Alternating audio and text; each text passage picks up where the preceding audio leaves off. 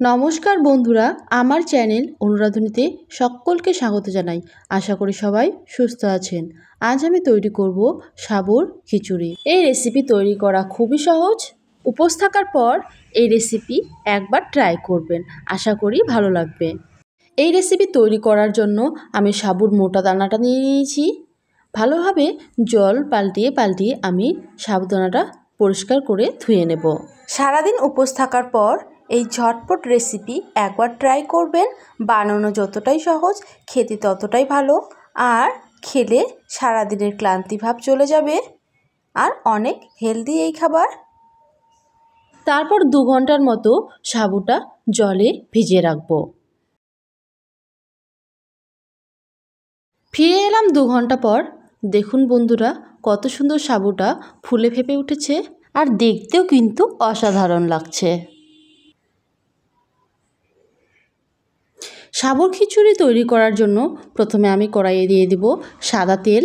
তেল হালকা গরম হয়ে গেলে কাজু বাদাম আর বাদামটা ভেজে নেব। আমি তেল খুব একটা গরম করব না, গরম তেলে বাদাম দেওয়ার সাথে সাথে বাদামটা পুড়ে যাবে। তাই যখন তেল হালকা গরম হবে তখনই বাদামটা দিয়ে দেব। কিছুক্ষণ বাদামটা ভাজার পর এবারে দিয়ে দেব কিছু পরিমাণ কিশমিশ। সবগুলো ভালোভাবে ভেজে নেব।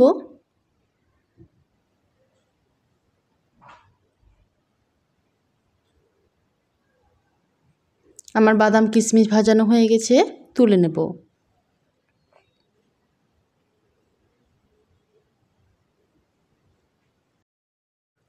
ওই তেলেই ফোড়নে দিয়ে দেব গোটা জিরে,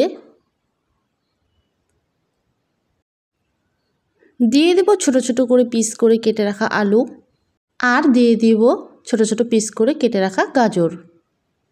আপনারা যে কোনো পছন্দ মতো সবজি ব্যবহার করতে পারেন। এবারে দিয়ে দেব কুচনো কাঁচা লঙ্কা।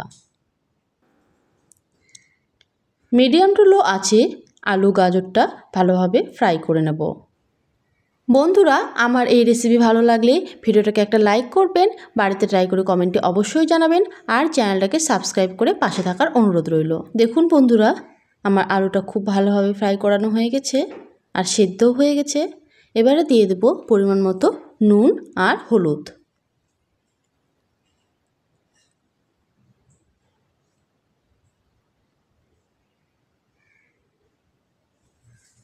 ভেজে রাখা কিশমিশ বাদামটা দিয়ে দেব।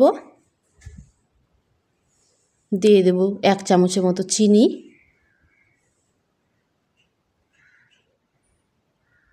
এবারে জল ঝরিয়ে রাখা সাবুদানাটা দিয়ে দেব। সবগুলো ভালোভাবে মিক্স করে নেব। আপনারা এই সময় 1 চামচ ঘি দিতে পারেন। আমি এখানে ঘি ব্যবহার করলাম না, কেননা ঘি একটা খুব আমার পছন্দের না, তাই আমি এখানে ঘিটা অ্যাভয়েড করলাম। আপনারা অবশ্যই দিয়ে দেবেন 1 চামচ ঘি। দেখুন বন্ধুরা, সাবুদানার কালারটা হালকা একটু পরিবর্তন হয়েছে। আমার সাবুর খিচুড়ি একেবারে রেডি। এবারে পরিবেশন করব। আজ তাহলে এই পর্যন্তই। আবারও ফিরে আসবো কোনো রেসিপি নিয়ে। ভালো থাকবেন, সুস্থ থাকবেন। ধন্যবাদ।